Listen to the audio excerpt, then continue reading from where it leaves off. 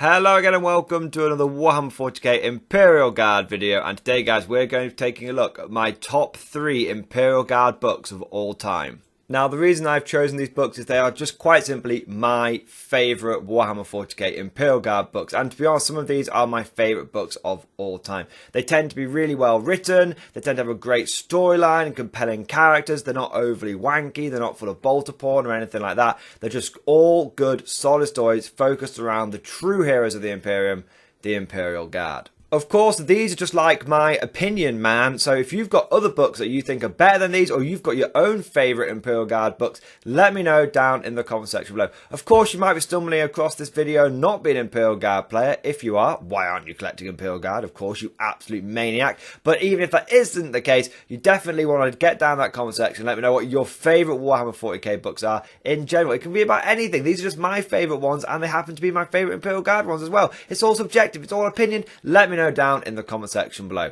Without further ado, let's crack on with today's video and talk about the first book, which is Dan Abnett's Gaunt's Ghost third novel, Necropolis. Now, like I said, Necropolis is the third book in the Gaunt's Ghost series, and overall, I think it is probably the best Gaunt's Ghost book that Dan Abnett has ever written. All of the Gaunt's Ghost books are absolutely fantastic, and I'm sure there's many other ones that people are going to point out and fight me in the comment section of, no, it's got to be Honor Guard, no, it's got to be Sabbath Martyr. Look, let me know what your favourite Gaunt's Ghost book is, but for this one, Necropolis is my favourite, alright? I just think it's a really, really good storyline. It's just so tight, it's so well written, there's no wastage, there's no fat, it's just all really, really good. And it's just a classic Imperial Guard Last Stand. It's a classic siege style book. For those of you that want a little overview of the story, basically this is the first big proper war that the Gaunt's Ghosts have been involved in. They're going to defend a hive city from a traitorous uprising, and essentially they've got to hold the line alongside some other guard regiments and outlast the people that are besieging them. So it's a really good book if you like just that classic Imperial Guard holding the line, last stand vibe, then this is the perfect book for you. It's Guard versus Chaos Cultists. There's no Space Marines involved. It's just a really good example of the kind of human foes that the Imperial Guard are often having to deal with, and in this case it is millions of Chaos Cultists. So it's a really good book, and the sort of reveals as it goes along, the plot twists and turns and all that kind of good stuff are really, really good, and the story that starts to unfold around how the other hive, how the Chaos Cultists came about, is really, really good. It's, you know, not overly complex, but it's really, really well done. It's a well-paced novel, and there is lots and lots of really well-written siege warfare scenes. You've got everything from infantry skirmishes in the outhalves all the way through to giant death machines trying to batter down the walls, climb over the walls and kill everything in their way. You've got giant siege towers. It's got everything. It's really, really well done. It is a classic siege novel done in the 41st millennium, and it's probably, in my opinion, one of the best Imperial Guard books ever written. I don't think there's been a Guard book that's been written since that has done a good a job as depicting a siege of a hive city like Necropolis has, and that includes some of the later Gaunt's Ghost books, for example, Sabbath Martyr and stuff like that. I just think Necropolis just does it so well, and it gets the scale right as well. That's the important thing. It gets the scale right. As we're all familiar with, a lot of Black Library novels and just Black Library stuff in general gets the scale wrong. Oh, it's like 10,000 guards and holding a whole planet. How is that going to work? How is that going to work? No, in this case, there are literally hundreds of thousands of guardsmen fighting, and yet, despite the scale of it, you're still able to get those personal and relatable interactions with the characters. So that's why I think Necropolis is such a good book. So it's my #1 book overall. Let's move on to my #2 book. Now, sticking with another blast from the past, my second favourite Imperial Guard book of all time has to be 13th Legion, A Last Chances novel by Gav Thorpe. This is probably the first Imperial Guard book that I ever read, and honestly it is such a cool book. Unlike the Gaunt's Ghosts, who are a classically good regiment, they tend to do the right thing, they tend to be very skilled, they're always able to make the right call and all that kind of good stuff. The 13th Legion is made up of the absolute scum of the Imperial Guard. It is a penal legion, and it very much is a grim, dark novel told from the perspective of murderers, looters, heretics, traitors, everything. It is a story about just the worst kind of people that you can find in the Imperium, that the Imperium has gone, you know what, we can't just afford to sit you in a prison and do nothing with you. If you're not going to be able to fit in with society, we're going to put a lasgun in your hand and march you into death time and time and time again. And honestly, it is such a good book. And throughout the whole first 3/4 of the book, that is just it. It's just suicide mission after suicide mission after suicide mission. Characters are getting killed off all the time, and the only two characters that you know are kind of safe is the main character, who is Lieutenant Cage, who the book is told from his perspective, and also his commanding officer, Colonel Schaffer, because the 13th Legion is also known as Colonel Schaffer's Last Chances. Now, why are they called the Last Chances? Because every single one of these guardsmen is given the chance to redeem themselves through combat, and when they die, they are posthumously awarded a pardon, and they can go and dine by the Emperor's table. So Colonel Schaffer is an absolute psycho. He actually volunteered for this. He volunteers to do rearguard actions, forlorn hope assaults, every possible imaginable suicide mission. Colonel Schaffer volunteers his 13th Penal Legion for it, yet he always seems to come out the other side. He is often described by the main character as not human, as a demon in human skin. There's no way how he can keep living. It's just insane what this guy gets up to. Apparently he practices ways to kill himself in his spare time so he can't be taken prisoner by the enemy. He is just an absolute psychopath, and that is from the perspective of the main character, who is literally a heretical psychopath traitor. Like, he's just an absolute murdering scumbag, and yet he sees the colonel as something unholy, something evil. So it's a really cool little perspective. It's really well done how the supposed good guy of the regiment, the one not traitor, the person that volunteered to lead them from regular guard regiments, is actually seen as more evil than all the murderers and the looters and the heretics and the traitors. It's a really cool little way of building up the colonel as this just unstoppable force, which is what he is. He always wins no matter what happens.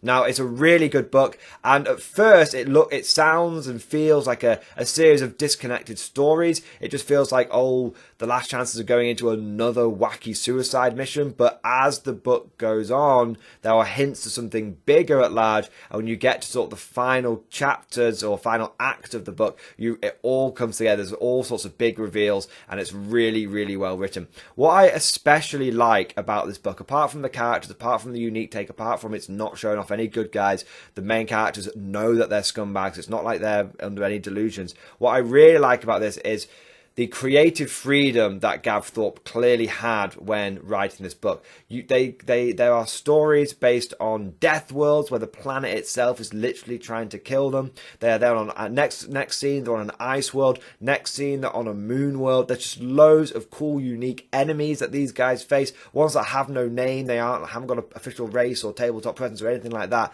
It's just the author allowed his imagination to run wild, and therefore we get loads of these really cool, unique, and just very interesting scenarios that happen. And again, there's no fan wank here, there's no bolter porn or anything like that. And it's not overdone, the whole scumbag aspect of it. At the end of the day, they are guardsmen, they are soldiers, but it is very much a theme running throughout the book, and you get to learn the interesting backstories of how each one of these characters ended up being in the Penal Legion, how they went from serving in regular guard regiments to serving in the 13th Last Chances. Now, some of these guys are truly scumbags. Some of them are downright heretics. Literally, one of the main characters is like, I don't believe the Emperor exists. How can you prove he exists? And then some of them are really tragic, where these guys are obviously good guardsmen, they're good soldiers, and unfortunately they've been let down by the chain of command. Now, I don't think it's in this book, but in another Last Chances, but there's 3 of them. I think they've released a 4th one recently. But the original 3 novels, there was a character that was called Hero, and he was an ex-commissar, and he was very much a commissar through and through, loyal to the throne, dedicated soldier. But what happened is he was given bad orders. He carried out those orders, and it turned out, instead of raiding an enemy camp, he actually ended up raiding the regiment of another guard regiment and killing their high command. And the mission was a complete success, but he accidentally basically wiped out a friendly regiment, and so rather than Departmentum Minatorum admitting their mistake, he was sent to the Penal Legion, and they covered their asses. And there's more stories like that throughout the book. Like, there's one of the main characters, his men were he was an officer, and his men were literally starving to death, but he had come up through the ranks where the rest of the officers had been commissioned officers who had bought their commission, And whilst they were going through a tough campaign and all the men were starving, and literally men of his platoon were starving to death, these commissioned officers were dining on the finest steak and drinking the finest wine. And so it got to the point where the main, one of these main characters couldn't take it anymore, and he marched his fucking company into the officers' mess and looted all the food out of their mouths and was like, look, the soldiers need it more than you. And obviously they couldn't let that stand, so he got sent into the Penal Legion. He didn't do anything wrong there. He just was, trying to look out for his men. So there's all of these like scumbag stories about actual heretics, actual traitors, actual looters, actual murderers. And then dispersed, you have these tragic stories as well. So it's really, really well done, and I cannot recommend it enough. Now, my third book that I want to talk about is 15 Hours by Mitchell Scanlan. And I have to say, this is a classic book. This should almost be required reading for every single Imperial Guard player out there. It covers the lifetime of a guardsman from when he gets conscripted, transported and trained, and then landed on a planet. And it's just really, really well done. Often in books, Imperial Guard books will skip over the whole training aspect. They'll skip over the whole conscription aspect. They'll skip over the whole travel aspect, and they'll just get straight into, and then they're into the fighting, into the exciting stuff. And I think that 15 Hours is a really good job of building up to the actual fighting, because this guy isn't a grizzled combat veteran, the main character. It's not like in Gaunt's Ghosts, where all the ghosts at that point have seen combat. It's not like 13th Legion, where all of the 13th Legion people are ex-guards and they know what fighting is. This guy literally has never held a gun before until he's been conscripted into the Guard. Okay, so it's really good at building up that tension of, as they get closer to the war zone, they're like, okay, yeah, this isn't all just training and fun and games now. We've been conscripted. We're going to go and fight. We need to actually, do the fighting. That's actually quite scary. Now, the book doesn't overdo the beginning bit. Don't worry. I'd say maybe the first sort of fifth of the book is the whole sort of, training and all that kind of stuff. But it does take the time to go through the training process, which I thought was really, really good. Now, I actually believe this is where the term 15 hours comes from. And I thought the meme for Guard 15 hours comes from. I hadn't heard of the meme 15 hours before reading this book. And so I actually think this might be where the whole Guardsman only lasts 15 hours in combat comes from. Now, I really like this book because not only does it show it from the perspective of the new conscript and like how when his training starts not really matching up with what happens in real life. So obviously, of course, in the training, you're told, always obey the chain of command, never disobey senior officers, never talk badly about those better than you, always do as you're told, put your faith in the chain of command. And then he gets this war zone, and this war's been going on for just forever and ever. And it turns out that like he gets put into a squad of like veteran guardsmen, and they're there in their off time. They're like, oh, well, how would I, assassinate the high commander? They're just talking about it casually. And this guy's like, you can't talk about this. The commissars will find out. And the veteran guardsmen are like, oh, don't worry. Like, commissars don't tour the front lines anymore. They either got fragged by the enemy or they got fragged by us. And this guy's like, what? It's like totally mind-blowing to him that these soldiers would like openly talk about this, because he's just spent the last 6 months of his life being indoctrinated into the Imperial cult, and now he's realising that actually when you get into the war zone, things aren't quite so black and white, they're more shades of grey. I also really like that the author takes the time to intersperse the main storyline with little short stories that kind of give wider context to what the heck's going on in the book. So, for example, there's two really cool bits that I like, where you've got an administratum drone who has spent his entire life just entering numbers from a piece of paper into a computer, and every day he gets more pieces of paper and he enters them into the cogitator, and it's the same job that his dad had, it's the same job that his grandfather had and his great-grandfather. They're just administratum drones that have just been doing the same job. He doesn't actually understand what he's inputting into the computer, he just always inputs it. And then one day he gets it wrong. One day he puts a 1 instead of a 0. And he's like, oh, well, who even knows, man? That's not even going to do anything. Like, no one even checks his work. No one's ever, like, checked on what he does, so surely it's not going to make a difference if he makes a mistake. First mistake he's ever made kind of thing.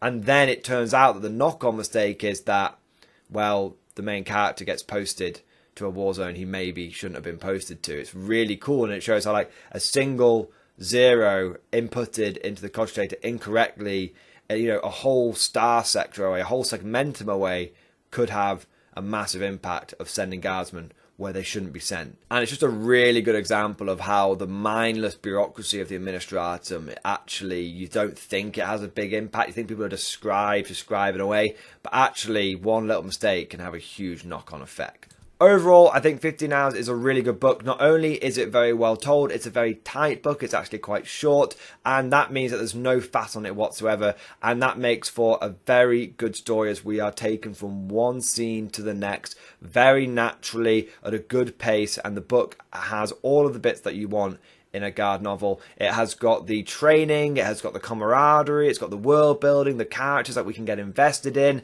and then of course lots of fantastic action sequences against the orcs. And you've got everything from trench attacks to just final last stands, and just overall it's just really well written. So I would give 15 Hours a big thumbs up, and there's a reason it's in my top 3. It's one of my favourite guard books of all time. To be honest, all the books that we've talked about so far are probably like equally my favourites. They all talk about something a bit different, and I would say all of these are just, it's not like a first, second and third place. These are just my favourite, my top 3 guard books of all time, and they're all equally good to me.